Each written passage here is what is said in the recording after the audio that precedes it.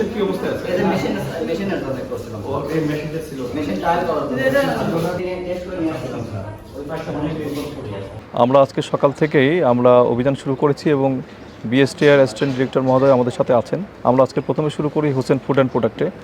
Hossain food প্রোডাক্টে আমরা যে দেখি ওখানে টেস্টি স্যালাইন নামে যে স্যালাইনগুলো ব্যবহৃত হচ্ছে ওগুলো আসলে স্যালাইন না, এবং তিনি ওরাল স্যালাইন যেগুলো ওষুধ প্রশাসনের অনুমোদন দরকার ছিল সেগুলো না নিয়ে তিনি হিউজ প্রোডাকশন তিনি শুরু করেছেন।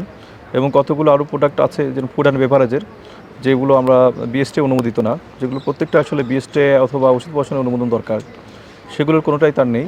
এবং সেগুলোর জন্য আমরা তার প্রচুর ফয়েল ওগুলো আমরা নষ্ট করেছি।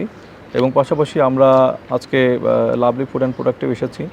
এরা বিএসটি প্রোডাক্ট মানে বিএসটি কাজে চলমান আছে, তারপরেও তারা কিছু জিনিস তারা তৈরি করেছে এবং কারখানার অপরিষ্কার অস্বাস্থ্যকর পরিবেশের জন্য আমরা এখানেও 50,000 এবং হোসেন ফুডকে 2 লক্ষ টাকা জরিমানা করি।